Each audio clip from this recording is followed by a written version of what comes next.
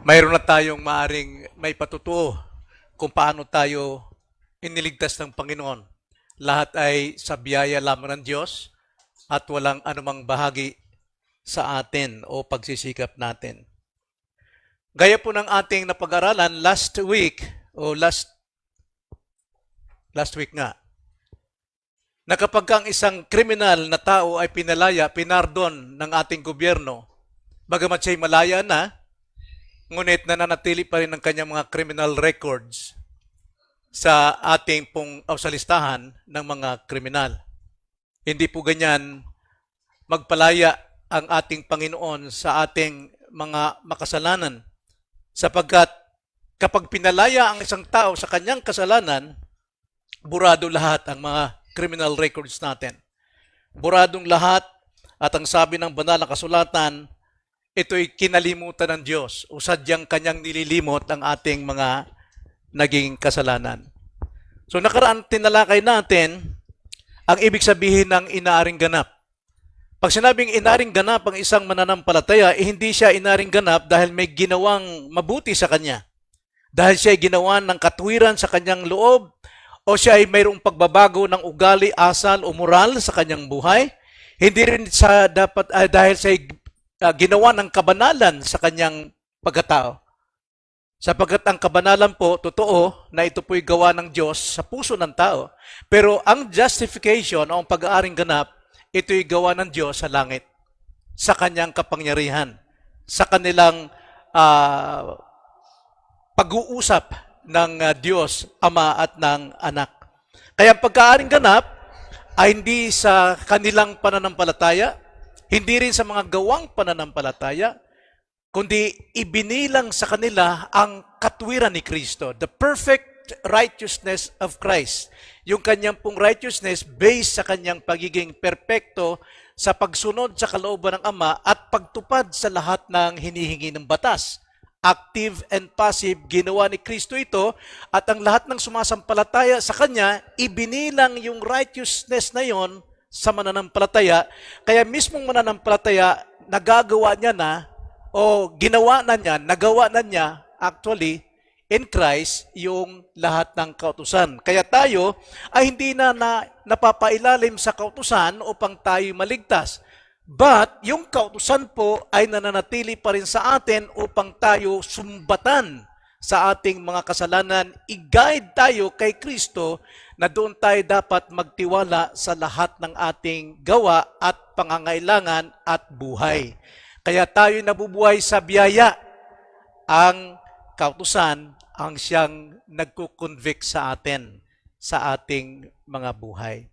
So, isang taong niligtas ay inaring ganap alinsunod sa legal transaction doon sa langit between the Father, Son, and the Holy Spirit. Kaya buradong lahat ang kanyang kasalanan. So ang lahat namang ito, kung tawagin ay biyaya. Okay? Biyaya. At sa ating pong pinag-aralan na lahat ng mga pinili ng Diyos, kanyang tinawag effectually called. Sa pagkatawag niya, andyan po yung regeneration, ang muling kapanganakan. Tayo binigyan ng bagong buhay at tayo binigyan ng dalawang biyaya na siyang ating responsibilidad. Ano yung dalawang biyayang yon? Faith and repentance. So, bagamat tayo ay sanctified na, pero kailangan pa natin isagawa yung faith and repentance para po sa ating progressive sanctification hanggang sa pagdating ng ating Panginoon. So walang bahagi ang tao pagdating sa kaligtasan, lalo na pagdating po sa pag-aaring ganap. Ito ay dapat nating maunawaan. So yun ang kahulugan ng pag-aaring ganap. Ngayon naman, ang ikalawang aspeto ng pag-aaring ganap na ating pag-aaralan, bagong lahat, tayo muna ay manalangin. Panginoon, salamat po sa umagang ito, sa kabila po ng makulimlimang panahon, maring may mga nangangamba, baka abutan sila ng bagyo sapagkat may balitang may bagyo. Ngunit salamat po sa iyo pong biyaya sa mga kapatirang narito na hindi sila po nagpatinag sa kanila pong pananampalataya at kauhawan at pagkagutom sa pakikipagtagpo sa inyo sa pagsamba kasama ang buong iglesia. Nagpapasalamat kami, Panginoon, at alam namin mayroon kayong ibibigay sa amin na pag-asa sa umagang ito mula sa iyong mga salita. Nawa, Panginoon, ang aming pong mga natuklasan sa men's devotion ay may bahagi, Panginoon, at maghari sa aming kalagitnaan na kami po ay mamuhay sa pag-asa, sapagkat kung walang pag-asa, wala pong direksyon ang aming buhay. At hindi kami maasa, Panginoon, sa mga nakikita, sapagkat ang inaasahan namin ay mga bagay na hindi pa namin nakikita. Kaya, Panginoon, gabayan niyo kami sa aming pag-aaral ngayong umaga. Tulungan niyo po ang inyong lingkod. Wala pong alam ang inyong lingkod, Panginoon, simula pa sa Paul sa kanyang pagkamakasalanan, ngunit kayo po ang siyang nagbigay ng kaalaman at nagturo. Gabayan niyo ako, Panginoon, at inyo pong disiplinahin, Panginoon, ituwid ang aking pong pagkakamali mismo dito sa pulpito sa aking pong pangangaral. Itong aming dalangin sa pangalan ng Panginoong Hesus. Amen. So nakita natin, ulitin ko lang saglit yung justification, yung kahulugan. So ang kahulugan po ng justification, hindi dahil ang Diyos ay gumawa sa atin ng katwiran, hindi dahil tayo ay nagbago ng asal, hindi dahil tayo po ay binigyan ng kabanalan o ginawa ng kabanalan, hindi po, kundi dahil tayo ay inaring ganap ng Diyos sa pamagitan ng katwiran ni Kristo. Biyaya lamang po ito. So alam natin paliwanag ngayon, ikaw ba'y ligtas? Opo. Mawawala bang kaligtasan mo? Hindi kailanman. Bakit po? Sapagkat ako'y inaring ganap ng Diyos. Ang pag-aaring ganap ng Diyos, kailanman hindi mawawala, magpawalang hanggan. Ngayon, ikalawang aspeto, ano ang kasangkapan ng pag-aaring ganap? Paano natin ito matatanggap? Napunta natin ang ating 1689, Lesson 11. Lesson 11, at tayo ay nasa paragraph 2. Ganito po ang pagkakasabi, Lesson 11, paragraph 2. Ang pananampalataya na tumatanggap at nananalig kay Kristo at sa kanyang katwiran ay ang tanging paraan ng pagkaaring ganap. Gayunmay, hindi ito mag-isa sa taong inaring ganap, kundi laging kasama ang mabubuting gawa. Hindi ito patay na pananampalataya, sapagkat ito'y gumagawa ng may pag-ibig. Ang sabi po dito sa ating binasa, na ang kasangkapan po ng pag-aaring ganap ay ang pananampalataya. Sa nagmula ang pananampalataya, ang sabi sa Romans 10:17, sa pamagitan ng pakikinig ng salita ng Diyos. Pero hindi ganun kadali yun. Kailangang ungkatin muna natin paano siya nakapakinig, gayon kung ating titignan ang kalagayan ng tao, siya'y patay. So, siya po ay nakapakinig sapagkat siya'y binuhay. Siya ay binigyan na ng bagong buhay. Nangyari ang regeneration, effectual calling sa kanya. Na-regenerate siya, binigyan siya ng faith, at ito na yung kanyang katungkulan. This is now, dumarating yung ating responsibility. Kapag ikaw ay ipinanak na muli, kailangan mong gamitin ang responsibilidad mo, which is faith. Kaya nga sabi sa Ephesians 2:8, by grace, you have been saved through faith. Through faith. Sa pamagitan ng pananampalataya. Ang pananampalataya hindi atin, kaloob pa rin ng Diyos. Katungkulan natin na tanggapin ang kaligtasan ito sa biyayang tinanggap din natin.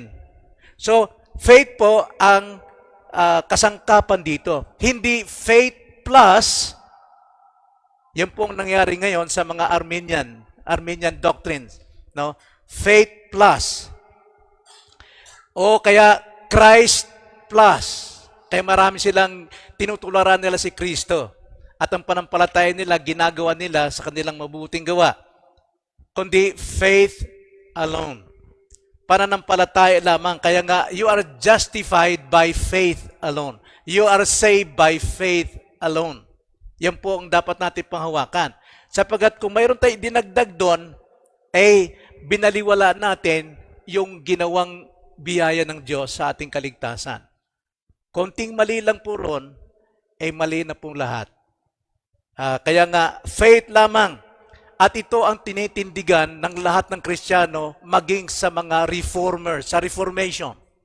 Yung text na ito, Romans 3:28, ganito po ang pagkakasabi. Sapagkat pinaninindigan natin na ang tao ay itinuturing na ganap sa pananampalataya na hiwalay sa mga gawa ng kautusan. Ito dapat nating itanim sa ating puso na ang sa kaligtasan natin dapat Diyos lang talaga ang maluwalhati. Wala tayong bahagi. For we maintain that a man is justified by faith apart from works of the law.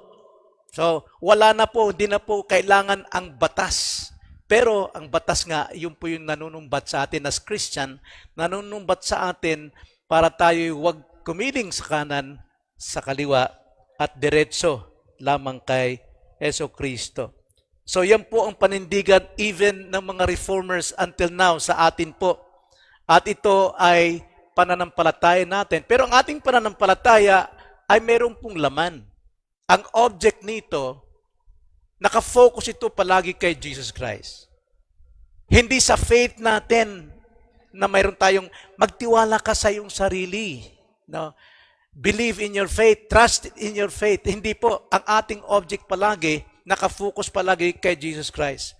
Simula hanggang sa katapusan ng buhay natin, si Christ ang focus natin. Looked unto Jesus, for He is the author of our faith. 2 Corinthians chapter 11 verse 4, ganito po ang pagkakasabi. 2 Corinthians 2:4.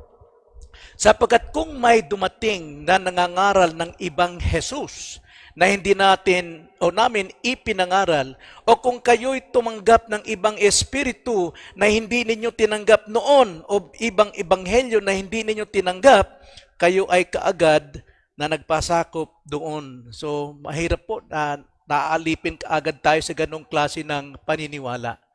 Kaya sa ating pong pag-interview ng mga sa membership, sinusuri nating maigi. Aming pinapakinggan, tama bang direksyon ng salita? Tama ba? Sapagkat kung tamang direksyon ng salita, tama yung kanyang pagkaunawa sa kaligtasan, maaaring hindi 100% fully, pero at least mayroong 60 o 70% na makikita natin sa kanya.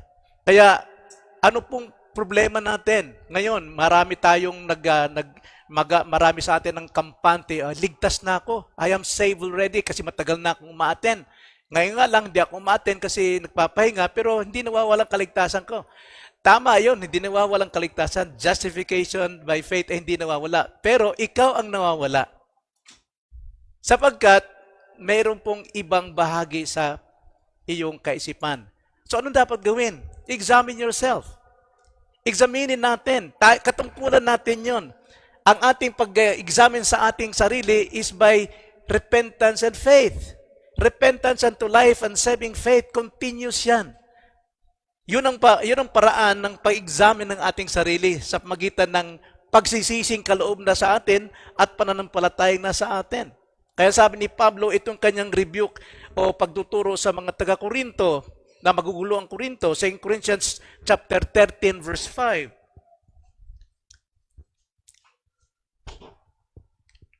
Kung titignan natin yung context dyan, verse 1 hanggang 4, napakalalim po dyan. Kaya pagdating dito sa verse 5, ang sabi, test yourself. Sa ibang salin, examine yourself. Hindi lang basta i-test, but examine yourself. Siyasatin ninyo ang inyong mga sarili kung kayo'y nasa totoong pananampalataya. Kung kayo'y totoong nasa pananampalataya. Test yourselves to see if you are in the faith. Examine yourselves. Or do you not recognize that this about yourselves, that Jesus Christ is in you, unless indeed you fail the test. So, ano pong sabi ni Jesus Christ sa huling panahon, mga ngatwiran pa, Matthew 7:21, maraming tatawag sa akin, Panginoon, Panginoon, pero hindi pagbubuksan ng langit. Bakit po? Hindi sila sumusunod sa kalooban ng Ama. Ang kalooban ng Ama, sa simula pa lamang, maging sa baptism, this my son, trust him, believe in him. Yun din sinabi sa John 6:30, I think 30, na magtiwala kayo kay Kristo sa kanyang anak. So yun po ang kailangan doon. Nangatwiran pa sila, ang sabi ng Panginoon, malis kayo sa harapan ko, hindi ko kayo kilala. Now, kilala doon ay may kagnayan sa ating pong election. Ang sabi sa Romans 8:30, ang lahat ng kinilala ay itinakda na maging katulad ni Kristo at ang lahat ng itinakda ay kanyang tinawag. So lahat ng kinilala ng Panginoon ay tinawag. So yung pong pag-reject ng Panginoon sa Matthew 7, verse 21 to 23, wala silang relationship with Christ. Sila yung umaangkin na sila'y Kristiyano sapagat matagal na silang uma-attend sa church. Pero yung kanilang pag-attend religiously, carnal, hindi po spiritual, dahil hindi pa sila ipinanganak sa Espiritu. So many professing Christians ngayon, carnal pa rin ang kanilang buhay. Dahil hindi sila makapamuhay sa spiritual. Now, ang hinahanap ng Diyos ngayon na mananambahan sa Kanya ay mga nanambahan sa Espiritu at katotohanan. Di ba? John 4, yun po ang sabi. So, paano po natin matyak ang ating faith? Examine. Test yourself. Alam mo, may temptation dyan. Kailangan ko bang gawin yan? Gawain ba ng isang Kristiyano yan? Gawain ba ng isang justified yan? Test. Ngayon, kung hindi ka pumasa, examine. Lord, sabi mo sa Psalms 133 na, search me, O God. Kung mayroon pa akong kasalanang natatago sa aking puso, ilantad mo sa akin. Paano ito malalantad? Through the Word. If Hebrews 4:12, once nakikinig ka, huwag ka magalit kung tinatamaan ka. Nag-pray ka nang to examine yourself. Ang salita ng Diyos ang makakapag-examine sa iyo sa pinaghiwalayan, sa kalaliman ng pinaghiwalayan ng iyong espiritu at kaluluwa. At ito ay kanyang i-expose sa iyo. Nang sa ganun, ito ay mapagaling din sa pagitan ng salita ng Diyos through repentance and faith. Yun ang ating katungkulan. So, focus on the Lord Jesus Christ sa kanyang person, sa kanyang gawa sa krus. Ito ngayon, faith natin, paragraph 3 sa ating lesson 11. Ganito ang sabi sa paragraph 3. Binayaran ni Kristo ng buo ang pagkautang ng lahat ng mga inaring ganap sa pamamagitan ng kanyang pagsunod at kamatayan. Inihandog ni Kristo ang kanyang sarili bilang hain sa krus. Ang parusang nararapat sa mga inaaring ganap ay tinanggap niya sa halip nila. Kanyang lubos at ganap na binigyang kasiyahan ang lahat ng mga hinihingi ng katarungan ng Diyos sa kanila. Gayon paman, ang kanilang pagkaaring ganap ay sa pamamagitan ng walang bayad na biyaya lamang. Unang-una, ipinagkaloob ng Ama si Kristo sa kanila. Pangalawa, tinanggap ng Diyos ang pagsunod ni Kristo at ang kanyang pagbibigay kasiyahan sa mga hinihingi ng kautusan para sa kanila. Pangatlo, walang anuman sa kanila ay marapat sa mga kaawaang ito.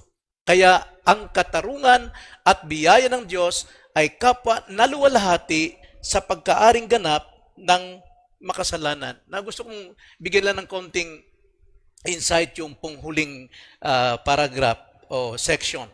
Kaya ang katarungan at biyaya ng Diyos, yung pong hatol at biyaya ng Diyos, hindi pwede magsama yun eh. Biyaya at judgment. Pero ang sabi, yung hatol ng Diyos at biyaya ng Diyos, kapwa naluwalhati sa pagkaaring ganap. Bakit po? Kasi hindi po pwedeng ang Diyos ay magpatawad sa makasalanan lang. No? Humingi lang siya ng forgiveness. patatawarin ng Diyos. No, ang Diyos po ay talagang nahi-hate siya sa kasalanan. Pero dahil po si Kristo ang umako ng kasalanan ng mga taong ito, siya yung namatay sa krus, pinawalang sala niya o kanyang na-propitiate, na nabigyang kasiyahan ng Diyos ang kanyang puot sa kasalanan. Naglubag ang loob niya. Dahil sa si Kristo ang tumanggap, humalili sa atin, imbis tayo ang dapat bagsakan ng puot ng Diyos, yung puot ng Diyos nandun kay Kristo, si Kristo ang namatay. Kaya nga, sa bawat tingin ng Diyos ngayon, sa isang makasalan tulad natin, na tinubos ni Kristo, nawala na po yung puot ng Diyos sa Kanya, sa atin. Dahil tayo po ay Kanyang tinanggap bilang biyaya. Kaya nga ang puot, ang katarungan at ang buot, ang biyaya ng Diyos, kapwa nalulahati sa mga inaring ganap. Ganun po. Kaya napaka sakit o hindi magandang pakinggan sa mga Kristiyanong sabi, naligtas ako dahil naghihirap talaga ako eh. Sumampalataya ako kay Kristo. Oh, ano yan? Ganun po kababaw na katwiran ng isang Kristiyano. Nakakalungkot po. Bakit? Para siyang umaalog eh. Hindi niya alam, anytime babagsak siya sa kanyang kayabangang yon. Kaya nga ang sabi sa Ephesians chapter 2 verse 8, by grace you're being saved, not of your works, so that nobody will boast. Walang makapagmamalaki. Kaya nakakalungkot po, lalo pagka tayo nag-Bible study sa ibang mga tao, na maraming nagsasabi, ay matagal na akong Kristiyano, sinampalatayan ko na si Kristo. Hindi mo kailangan debatehin yun, kundi kailangan mo akayin, pagtiisan, napuntahan, turuan, pag may ginagawa, hintayin, pakiusapan na magkaroon tayo ng pag-aaral. Kasi yun ang layunin natin kung bakit tayo magtuturo para maligtas yung mga makasalanan. So nakita natin, ang kasangkapan po ng justification is by faith alone. Pero ang faith natin ito hindi nag-iisa. May kasamang gawa. Dito po bumabatay yung repentance natin, pagbabago ng isip. Kaya ginagawa natin yung good works na itinalaga ng Panginoon. Kaya nga, faith and repentance is a one coin. Dalawang mukha, di pwede maghiwalay. Kaya ang pananampalataya, saving faith natin ay hindi maaaring magkahiwalay. Kung totoo ang Kristiyano, tatalikuran mo lahat ng ginagawa mo, magbabago ka. Uunti-untiin mo yan. Hindi po sinasabi sa iyong bigla sapagkat walang makagawa ng bigla. What's the use of the Word of God kung bigla tayong wala na agad? Kaya nga may salita ang Diyos eh. Andyan yung kanyang kautusan. Laging nagkukonvict sa atin. Kaya sa iglesia na ang isang preacher ay nang-rebuke ng kasalanan, yan ang hanapin ninyo. Hindi yung pinapamper kayo. Kahit na hindi na kayo dumadalo, eh okay lang sa kanila. No. Hanapin natin yung totoong nagtuturo ng gospel. Na tinutumbok yung kasalanan. Pero hindi naman pinapangalanan yung tao. Kundi general ang pangangaral. So ngayon, nakita natin ikalawa ang kasangkapan. Ikatlong aspeto ng justification ay ang panahon, yung time. Paragraph 4 sa ating lesson 11. Ganito pong sabi sa paragraph 4. Itinakda ng Diyos mula sa walang hanggang pasimula na aariing ganap ang lahat ng mga hinirang sa takdang panahon. Sa takdang panahon, si Kristo ay namatay dahil sa kanilang mga kasalanan at bumangon mula sa mga patay para sa kanilang ikaaring ganap. So the death of Christ and His resurrection, that affirms our justification. Yan po yung nagpapatibay. Kaya marami po sa atin, marami sa mga Kristiyano, ang kanilang pinagdiriwang ay yung Sunday resurrection. Di ba ginagawa natin noon? Yan. Alas 3 pa lang tayo, nandun na agad tayo dahil inabangan natin yung pagsikat ng araw, third day. Pero hindi lang pinagdiriwang yung ginawang kamatayan ng ating Panginoon. So, mahirap yon. Ang sabi sa section 13, gayon pa man, hindi pa sila inaring ganap hanggang sa tamang panahon na bigyan bisa ng banal na espiritu ang persona at gawa ni Jesucristo.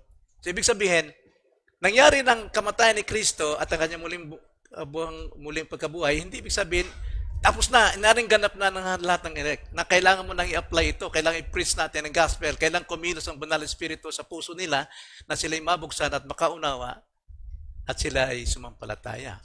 So, malaki pong pagbabago. So, kailan itinakda ang pag-aaring ganap? Well, mga kapatid, ang sabi po sa ating binasa, mula sa walang hanggang pasimula. So, saan ang part ng tao yun na siya maligtas? Ba't sinasabi, sa sumampalataya, kaligtas ka na. Basta gumawa ka lang mabuti, alam ng Panginoon yun. Pero hindi mo alam kung anong ginawa ng Panginoon sa iyo simula sa walang hanggan sa iyong kasalukuyan. Ganon po katindi ang kaligtasan ginagawa sa isang tao, hindi simpleng believe Christ and you're saved. Hindi easy believism. Ganon po katindi ang biyaya ng Diyos. Na Diyos ay kailangan bumaba, magkatawang tao, pahiya sa lahat ng tao. Durugin, harapan dyan. Para lang matubos ka.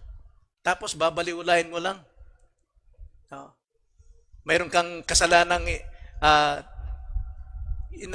inalagaan kaya ayaw mong lumapit kay Kristo, nahiya ka. Ikinahiya mo yung ginawa ni Kristo from eternity past until now sa buhay mo. Walang kasalanang hindi mapapatawad ng Diyos. Kahit 1,000 pa asawa mo, 1,000 pa naging kabit mo, mapapatawad ng Diyos yan. Sapagat ang isang kutsaritang dagat at buong Pasipikong dagat, parehong dagat. Maliit na kasalanan at malaking kasalanan, parehong kasalanan. At ang kasalanan ay kailangang tubusin ng ating Diyos. Dahil ba sa kasalanang nasa iyo ngayon, kaya nagpapatuloy ka lang sa ganyang kalagayan? Ay, mga kapatid, minamaliit mo masyado yung kapangyarihan ng Diyos at pag-ibig ng Diyos sa iyo. Hindi dapat. May panahon, ginawa ng Diyos ito. Romans 8:30, ganito ang pagsasabi. At yaong mga itinalaga, basahin natin ang 29 muna. At 28, context. Sa 28 ang sabi, at alalaman natin na sa lahat ng mga bagay, ang Diyos ay gumagawa sa ikabubuti ng mga umiibig sa Kanya. Sa kanila na mga tinawag alinsunod sa Kanyang layunin. Tingnan natin, ano man nangyari sa buhay natin, nasa kasamaan man tayo, nasa kasaganaan man tayo, hindi pa rin nagwawalang bahalang Diyos. Kasama pa rin siyang gumagawa. Para saan? Para sa iyong ikaliligtas. Tungo sa iyong kaligtasan. Gumagawa siya sapagat kung ikaw ay kanyang kinilala before the foundation, hindi maaring pakakawalan ng Diyos ang lahat ng kanyang mga inibig. Wala pong mapapahamak na hinirang ng Diyos. Kaya sa lahat ng bagay, kasamang Diyos gumagawa para dalhin tayo sa direksyon. Dalhin tayo sa iglesia, dalhin tayo sa salita. Dahil yun ang layunin ng Diyos. 29. Sapagat ang mga nakilala niya nung una, kanyang hinirang nung una, ay tinalaga naman niya na maging katulad sa larawan ng kanyang anak. Hindi ka pababayaan sa iyong kasamaan, karumihan, anuman ang kasamaan mo, kundi ikaw ay itinalaga na maging katulad sa kanyang anak na si Kristo, to be like Christ, maging Kristiyano, upang siya ang maging panganay sa maraming magkakapatid. Kalahin nyo? Si Christ, naging panganay sa magkakapatid sapagkat si Kristo ang dumanas ng lahat ng kasamaan ng tao, dumanas siya ng kasalanan, inangkin niyang kasalanan, pero siya po ay muling nabuhay, so panganay siya sa lahat ng makasalanan na muling mabubuhay. Kaya nga sa 30, at yaong mga itinalaga niya ay kanya namang tinawag, at ang mga kanyang tinawag ay tinuring niyang ganap. See? Wala nang kasalanan. Pero nagkakasala pa rin. At ang mga itinuring na ganap niya ay niluwalhati din naman niya. Nakita niyo kung gaano ka biyaya yung ginagawang pagligtas sa atin. Pero nakapagtataka, Marami pa mga tao nakakarinig na ganun ang Diyos, pero tumatanggi pa rin sila. Nahihiya pa rin sila. Ayaw ko muna, ayaw ko. Kasi mayroon akong paniniwala sa iba nakaraan. No, eto ngayon. Ito na yung panahon na pinapaalam sa yung katotohanan, sapagkat katotohanan lang makapagpapalaya sa iyo. Ba't kailangan pahawakan pa yung nakaraan mong paniniwala? Lahat ng paniniwala mo yun, walang kwenta yun sapagkat ang paniniwalang dapat mong panghawakan ay paniniwalang nandito sa katotohanan ng salita ng Panginoon. Ito ang patunay ng salita ng Diyos. Galatians 3:8, ganito ang sabi. At ang kasulatan na nakakaalam ng una pa man na naaring ganap ng Diyos ang mga hintil sa pamagitan ng pananampalataya ay ipinahayag ang ebanghelyo ng una pa man kay Abraham na sinasabi, sa iyo ay pagpapalain ang lahat ng mga bansa. So ebanghelyo ang kailangan natin, hindi relihiyon, hindi yung ating nakaraan na pinangawakan. At ito pinatunayan ng salita ng Diyos na ang kaligtasan ay sa pananampalataya lamang at hindi sa ating mga relihiyon o pinangawakan o sa ating kasalanan, gaano mang kaitim na kasalanan yan. Kailangan mong isuko sa Panginoon. Gaano man kaitim. Sapagkat ang katubusan natin ay tanging gawa lamang ni Kristo sa krus ng Kalbaryo. Hindi sa mga magagandang bagay, hindi sa kayamanan, hindi sa ginto, sa pilak. Kundi sa pamagitan lamang ng ginawa ni Kristo sa krus ng Kalbaryo, sa kanyang banal na dugo lamang tayo. So kung pababayaan natin ang pagkakataong ito, mga kapatid, na alam na natin ang katotohanan na ang Diyos pala ay tumatawag sa akin kahit ako gaano ako makasalanan, kailangan isuko ko na sarili ko. Hindi na ako magmatigas sapagkat wala makapagliligtas sa iyo. Yung kasalanan mong yan ang magdadala sa iyo sa impyerno. Pero binigyan ka na ng pagkakataon ng Panginoon. Lahat ng kasangkapan ginamit niya para makarating ka sa pangangaral ng salita ng Diyos, pero you ignore them.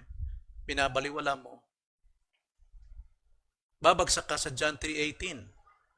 Nang hindi sumasampalataya kay Kristo, nahatulan na, tapos na. Kaya nga, ang pag-aaring ganap, sa takdang panahon, si Kristo po ay namatay. Yun po yung fulfillment ng justification, yung kamatayan ni Kristo at ang kanyang resurrection. Romans 4:23, ganito ang pagkakasabi sa Romans 4:23 hanggang 25. Ngayon, hindi lamang dahil sa kanya isinulat ang salitang sa kanya'y ibinilang, kundi dahil din naman sa atin na ibibilang sa atin na mga sumasampalataya sa Kanya na muling bumuhay kay Jesus na ating Panginoon mula sa mga patay, na ibinigay sa kamatayan dahil sa ating mga pagsuway at muling binuhay upang tayo'y aariing ganap. Yung salita po diyang sa verse 23, ngayon hindi lamang dahil sa Kanya at ay Kanya isinulat ang salitang sa Kanya ibinilang. Na may kaugnayan po yung kay Adan. Lahat po ng naging kasalanan ni Adan, disobedience ni Adan, ay ibinilang sa lahat ng tao, sa atin. Ibinilang. Nagkaroon tayo ng kasalanan, bagamat hindi tayo gumawa ng kasalanan, dahil sa kay Adan, ibinilang. Ganon din, yung pong kamatayan at muling pagkabuhay ni Kristo, ganon din ibibilang din sa atin. Kaya kung di tayo naniniwala na tayo makasalanan, hindi ka maniniwala ikay maliligtas. Dahil ang kasalanan, ibinilang sa iyo, ang kaligtasan din ay ibibilang sa iyo. Kaya by faith alone, hindi sa ating mga gawa. Kaya tayo nagkakasala dahil tayo ay ibinilang ang kasalanan sa atin. Tayo yung kawawa. Si Adan, pagsuway sa isang utos lang. Sa atin, pagsuway sa lahat ng utos. Gumagawa tayo ng kasalanan dahil tayo po yung makasalanan kay Adan. At kung ikaw naman ay nabilang ang katuwiran ni Kristo sa iyo, ikaw ay inaring ganap, lahat po ng iyong mga ginaganap natin, yung itinakdang good work sa atin ng Panginoon. Tinakda sa atin. So, kailan natupad ang pag-aaring ganap? Sa kamatayan at muling pagkabuhay ng ating Panginoon sa takdang panahon. So, kailan ito inilapat? Kailan ito inilapat sa bawat tao? Balik tayo sa ating lesson 11. Paragraph 4, basahin natin yung section 14. Gayunpaman, hindi pa sila inaaring ganap hanggang sa tamang panahon na bigyang bisa ng banal na Espiritu ang persona at gawa ni Kristo sa kanila. Bagamat tinupad ni Kristo, tapos na yung salvation o yung death and resurrection of Christ, hindi automatically ligtas na tayo. Naring ganap na. Kailangan tayong makarinig ng pangangaral. It is by the foolishness of preaching that God saves sinners like us. Kaya kailangan ipangaral talaga ang salita ng Panginoon. Nang sa ganon, may lalapat ng Espiritu. Yung persona ni Kristo, yung sakripisyo ni Kristo, at muling pagkabuhay ni Kristo sa atin. Doon po nakabase ang ating belief o faith natin bilang inaring ganap. So, importante ang ipangaral. Tulad ng topic ni Brother Daniel nung karang Sunday, third Sunday, tungkol sa media. Okay, turo tayo ng turo na ano yung dapat hindi natin gawin, bawal. Pero hindi tayo nagtuturo sa ating mga anak how to apply that. Kailangan sa bahay talaga, ituro natin yung salita ng Diyos. Huwag tayong masyadong magkaroon ng kaalaman sa takbo ng panahon pero wala tayong foundation ng Word of God. Kasi may tutulad lamang tayo sa bank teller. Ang isang Kristiyano dapat matulad sa isang bank teller na ang kanilang pinapractice bilangin ay totoong pera. Totoo lagi lahat. Yun ang kanilang naramdaman. Balat nila, pakiramdam senses nila, alam nila yung totoong pera. Kaya pagdating ng fake, isang ganun lang, kilala agad ang fake. Anong silbi ko magkaroon tayo ng kaalaman ng lahat ng mga modern technology ngayon kung walang foundation ng anak ninyo ng totoong salita ng Diyos? Kailangan balance yan. Kailangan balance. Hindi isa lang. Marami sa panahon ngayon, laging pinagpipreach yung Antikristo, yung mga ganito, lahat kaguluhan. Pero hindi sila nagtuturo ng truth. Truth ang makapagpapalaya sa kanila para alam nila, layuan ang lahat ng mga gawa ng Antikristo. Kaya nga, kung nalalaman natin ito pala takbo ng sanlibutan, simulan na natin sa bahay. Huwag na natin pa gamitin ng ating mga anak o magbabad sa mga gadgets na yan. Turuan sila. Pero bago ka mag-impose ng batas sa anak mo, you have to teach them. Kasi kung hindi, magagalit sila.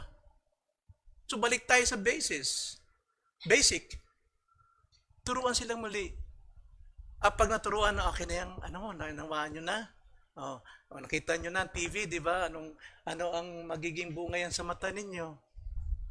Agad silang lalayo dyan. Bakit? Naturuan mo eh.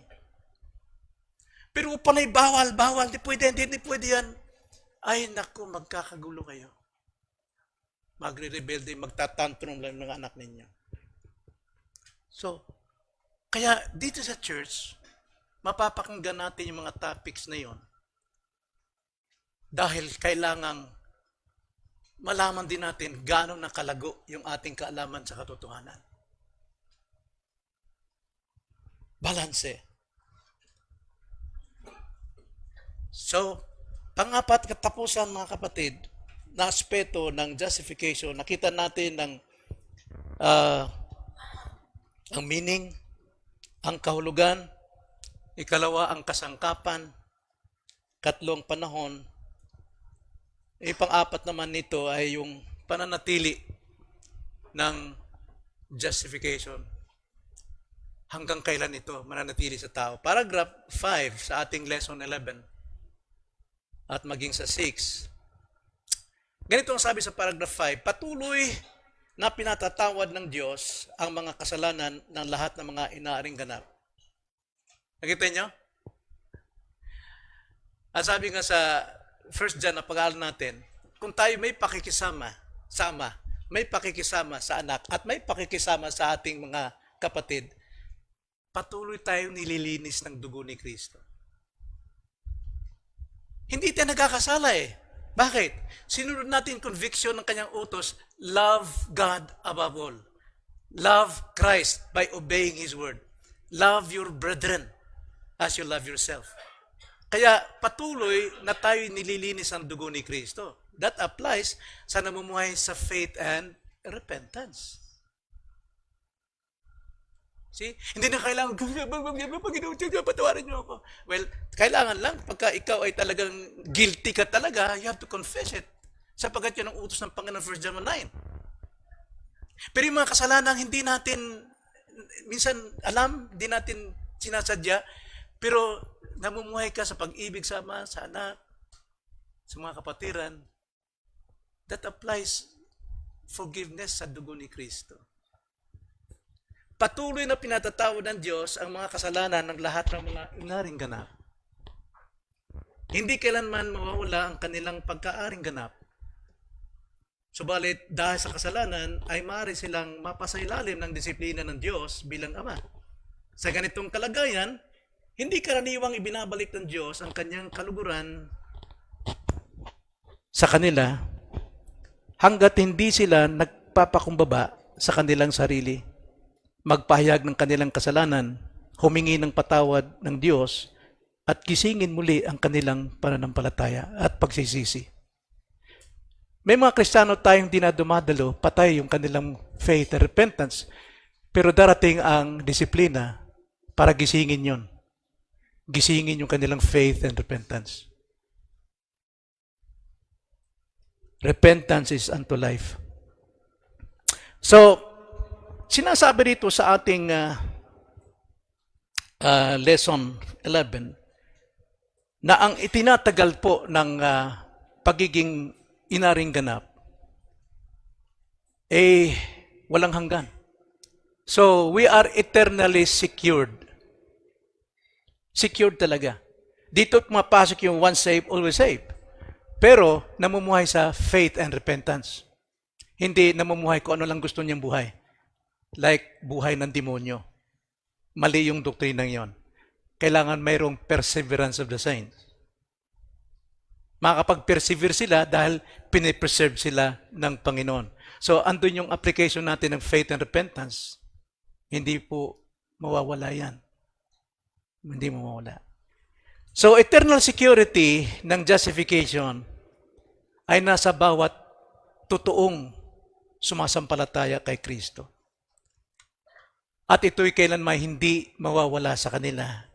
Gaya ng ating binasa sa lesson 11, paragraph 5, sa section 16. Ganito ang pagkasabi. Basahin ko lang uli. Subalit, dahil sa 16 pala, paragraph 5. Patuloy na pinatatawad ng Diyos ang mga kasalanan ng lahat ng mga inaring ganap, hindi kailanman mawawala ang kanilang pagkaaring ganap. Yan po ang na-compiled na truth ng mga 1689. Nagtakda nito mula sa Bible. Systematically, from Genesis to Revelation. Yan po yung kanilang conclusion na hindi mawawala ang iyong pagiging inaring ganap. Pero hindi ibig sabihin, hindi ka na magkakasala. Tanda natin, mayroon pa rin tayong remaining sin. At kapag ka nagkasala tayo, mawawala ba yung ating kaligtasan? Hindi po. Marami po tayong text na makukuha dyan, Hebrews chapter 12, at iba pang mga talata. At isang talata na ating mababasa sa Psalms 89 verse 31 to 33, kapag ka nagkasala ang kanyang anak o ang kanyang pinaring ganap, at ang aking mga tuntunin ay kanilang labagin. Ang sabi diyan, if they violate my statutes and do not keep my commandments, then I will punish their transgressions with the rod and their iniquity with stripes. Yan ang sabi ng Panginoon. Paparusahan ko, didisiplinahin ko sila ng aking pamalo at parusahan ko sila sa pamagitan ng hampas ng kanilang kasamaan. Now, hindi po magaan yan. Mabigat yan. Maring mawalan ka ng negosyo, mapatayan ka ng mahal mo sa buhay, o sarili mo magkasakit ka. Pero not necessarily, hindi ka niya mahal. Ibig sabihin, pinatitigil ka lang sa gawi mo, sapagkat kung magpapatuloy ka dyan, mapapahamak ka. So, if they violate my statutes and do not keep my commandments, then I will punish their transgressions with the rod and their iniquity with stripes. But I will not break off my loving kindness from him. Hindi rin talaga mawawala ang kanyang pag-ibig, kanyang loving kindness and mercy, nor deal falsely in my faithfulness. Hindi rin maging hindi tunay ang kanyang katapatan sa kanya. Yun yung po yung pinag-aralan kanina na kailangan tayong mamuhay sa pag-asa. Dumanas man tayo ng matitinding pagsubok sa buhay. Hindi ibig sabihin, hindi rin tayo mahal ng Diyos. Kanya tayong pinapatubayan. Maikli lang panahon pagdurusang yan. Pero walang hanggan ang pagmamahal ng Diyos sa iyo. Hindi ito parusa dahil pagmamahal ito ng Ama.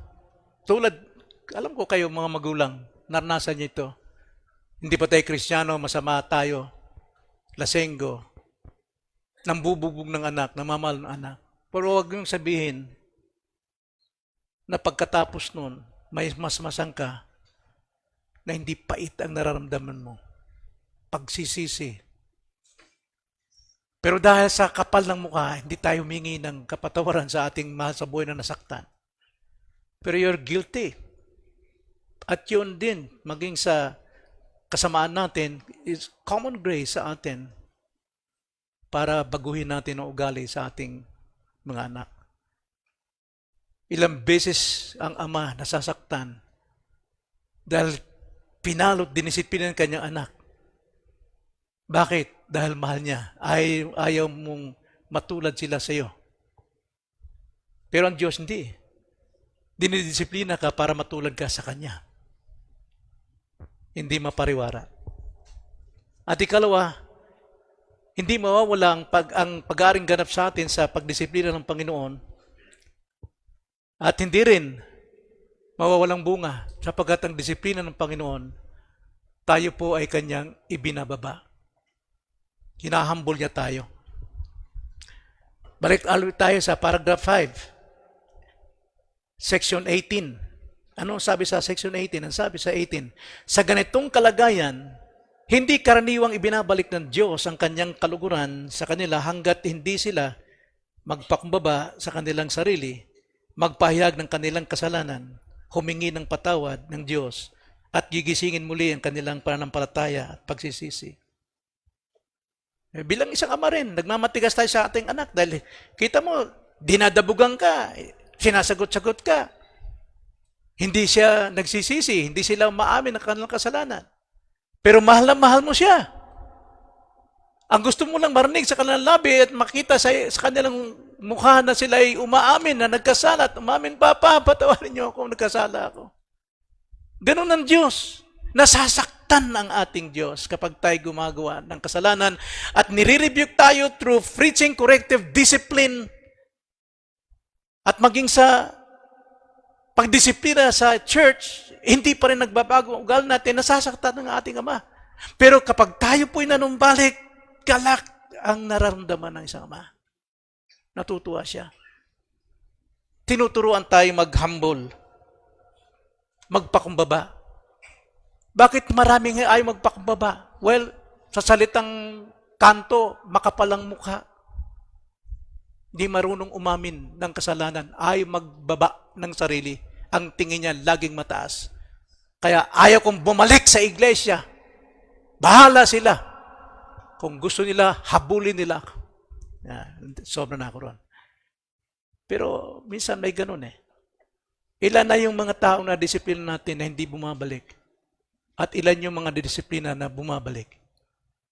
Nalulugod ang Panginoon sa mga nagpapakumbaba.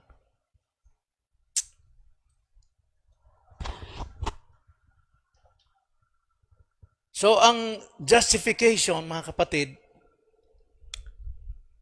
wala pong pagkakaiba sa Old Testament at New Testament.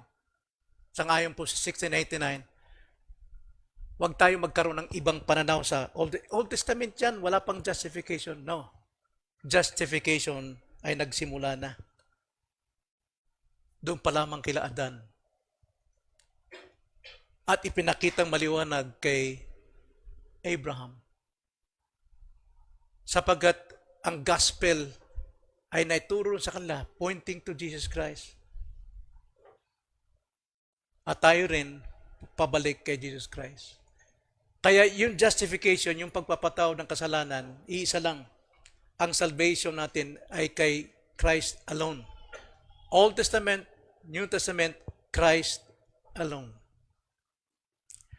Basahin natin sa paragraph 6 sa ating lesson 11. Panghuli mga kapatid. Kung papaano inaring ganap ang mga mananampalataya ng panahon ng bagong tipan, ay gayon din ang mga mananampalataya ng panahon ng lumang tipan. Yan po ang pinatunayan. Isang Diyos, isang tagapagligtas, at isang kaligtasan po. Mayroon tayo sa lumang tipan at ngayon. Lalo na pagdating po sa pag-aaring ganap.